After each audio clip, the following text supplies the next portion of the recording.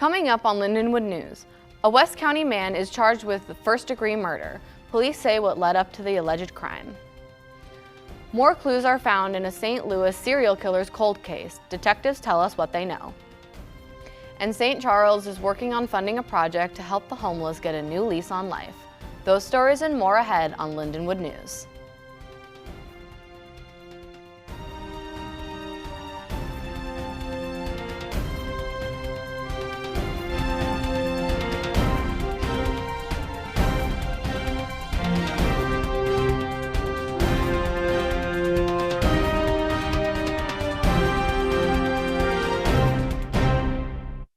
Welcome to this edition of Lindenwood News. I'm Jaden Rieksecker. A West County man is accused of stabbing and killing his father last Sunday. 31-year-old Branson Ramos is facing first-degree murder charges in the death of his father. Investigators believe Ramos and his father got into an argument over money that ended with the alleged crime. Officers say when they arrived at the scene, Ramos was acting erratically and told them to take him to jail or a hospital. Ramos is currently being held at a St. Louis County jail. A Crime Stoppers tip leads police to human remains in a North County St. Louis vacant lot. 3rd Ward Alderman Brandon Bosley says the body was found on 19th between Branch and Palm Streets. Police say that the body has been there for a while based on the condition the body was in. Residents say they, quote, saw and heard things in the area, so they called Crime Stoppers. Police say specialists will come out on Tuesday to inspect the remains further. New clues in a St. Louis serial killer case are now emerging. Police believe a prostitute was killed sometime between 1990 and 1991. A Maryland Heights detective working the case is hopeful he will find the identity of the 5th woman serial killer Gary Molberg murdered about 30 years ago. The serial killer sent a detective a letter confessing about 2 additional murders. So far, detectives have tracked down addresses of 2 car washes where Molberg may have left the victim's body. A teen is now being accused of bringing a gun to a Granite City High School football game. 18-year-old Tommy McAndre Carter is being accused of bringing a gun to a high school football game last Friday. McCarter was charged with unlawful use of weapons and aggravated unlawful use of weapons. He was arrested, then later released and given a court date. Straight ahead on Lindenwood News, after discovering radioactive waste in their school, Jana Elementary announces their next steps for students. Details about the changes after the break.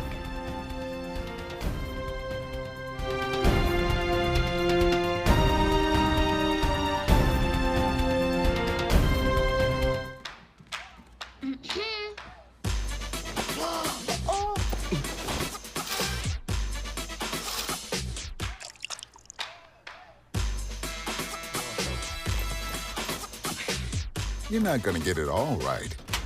Just make sure you nail the big stuff. Mama! Like making sure your kids are in the right seat for their age and size. Get it right at nhtsa.gov/the-right-seat. All right, let's try this. COVID has been a really long fight, and it's been especially tough on kids. It's been a rough transition for all of us. Right now, as a father, I want to give the best tools to protect my kids.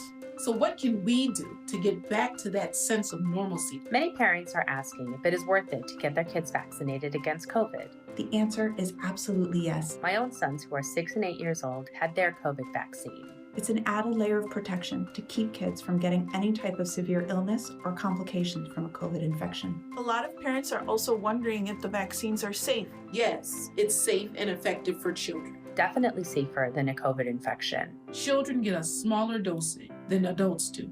So if you have questions or concerns about the vaccine, that's okay. We're here to help. We have the tools we need to protect kids and help them stay healthy and all get through this together. Hey guys, it's me, Isabella Gomez, filling in for Smokey Bear because he's got more to say than just... Only you can prevent wildfires. Like, if you're outside enjoying a barbecue, don't let a hamburger distract you from fire safety. Make sure you aren't dumping your hot coals or ashes onto the ground because that could start a wildfire. So take wildfire prevention seriously and let's save the world one day at a time. Juntos con Smokey Bear, podemos hacerlo.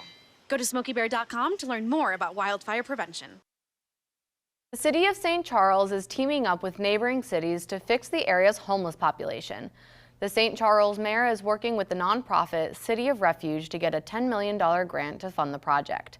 The mayor's goal is to have a new facility for the homeless so they can get back on their feet. Job training services. They can get help with perhaps any legal problems they might have, and it gives them a real chance to get back on their feet. The mayor tells us that it could take 6 months to a year to secure the American Rescue Plan funding. The city says this project won't cost taxpayers a dime. The Hazelwood School District announces Tuesday night that Jana Elementary will switch to virtual learning for the rest of the semester. This announcement comes after the school discovered radioactive waste inside the school dating back almost 80 years. The board is working with the Department of Energy to help with the cleanup of the radioactive material. Classes for the students will resume on October 24th.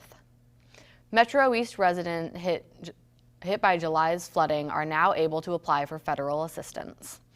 People impacted by the summer flooding can qualify for up to $40,000 in grant money and $200,000 for structural home damage. FEMA has opened 3 centers in the St. Louis and St. Charles area to help the efforts. They say 2 more are opening up in the Metro East to help those affected as well. The University City threatened a woman to court over weeds in their garden. University City resident Linda Wiggencraft's front yard has been recognized by the Missouri Botanical Garden and has appeared in magazines. But a notice was sent to her saying that her weeds and turf grasses that exceed the height restrictions can be declared as a public nuisance. Wiggencraft says she was able to fight the notice and as it explained that she might be taken to court. Warmer weather is coming for the weekend of homecoming festivities. Stay tuned for the full forecast after the break.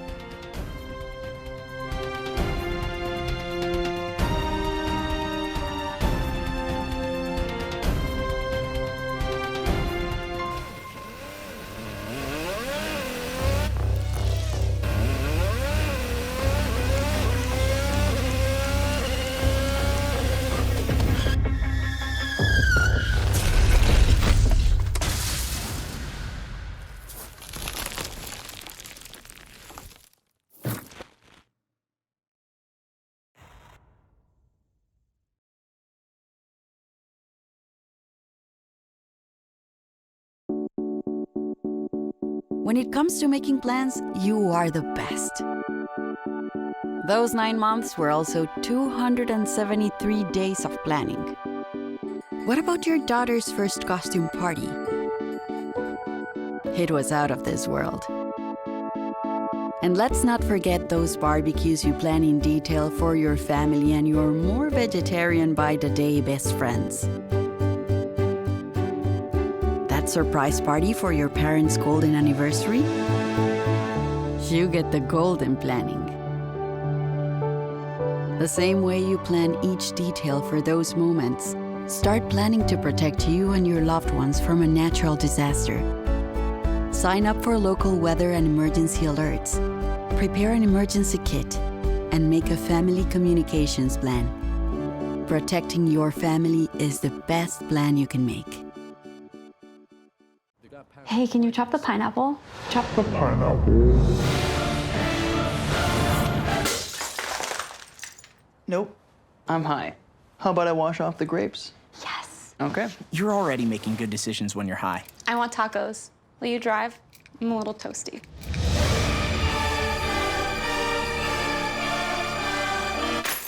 Nope. I'm high.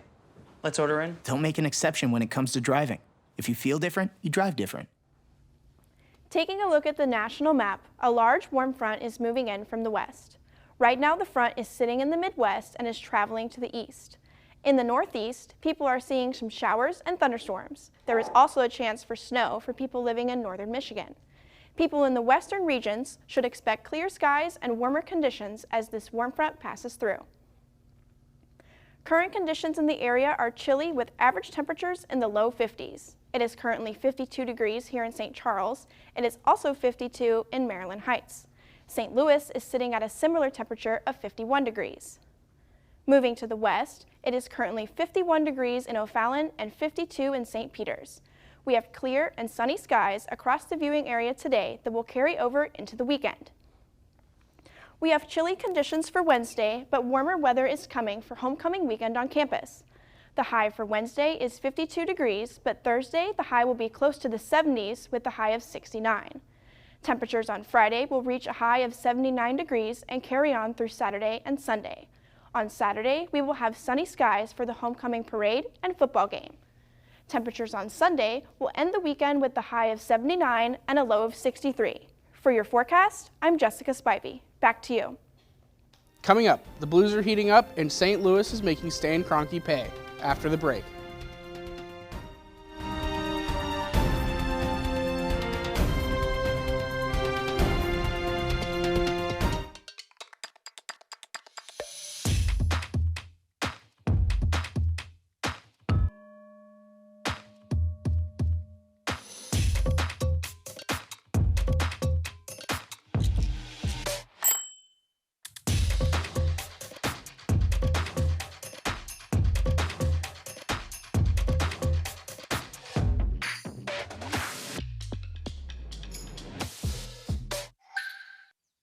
Jason, let's go see your room.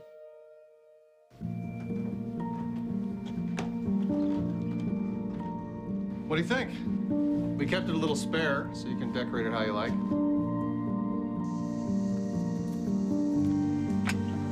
Dinner! Go.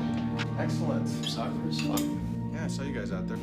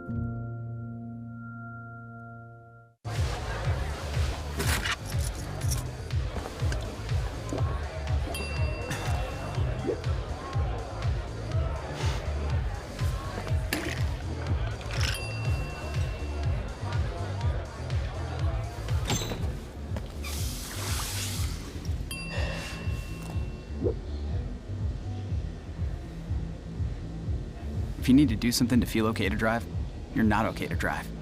Don't drive buzzed. The St. Louis Blues are looking to continue their hot start Wednesday night against the Seattle Kraken. The Blues are coming off a win in their opening game of the season, and the Kraken have played 3 games and are 1-2-1 on the season.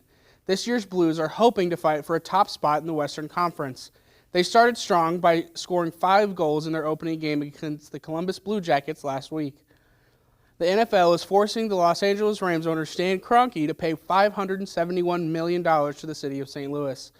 Last November, St. Louis won a case against the NFL requiring the league to pay the city $791 million. The city of St. Louis filed the suit against the NFL back in 2017 after Kroenke moved the Rams from St. Louis to Los Angeles. The other $230 million for the settlement will be paid by the other 31 NFL teams. NFL fans will have more football to look forward to next Thanksgiving. The NFL will now hold a game the Friday after Thanksgiving, starting in the 2023 season. The league is partnered with Amazon to bring fans a Black Friday game every year. The goal for this edition is to give fans more football during the Thanksgiving season. The NFL says that Amazon is uniquely fitted for this role as they already stream Thursday Night Football every week. That's all for Wednesday Sports Update.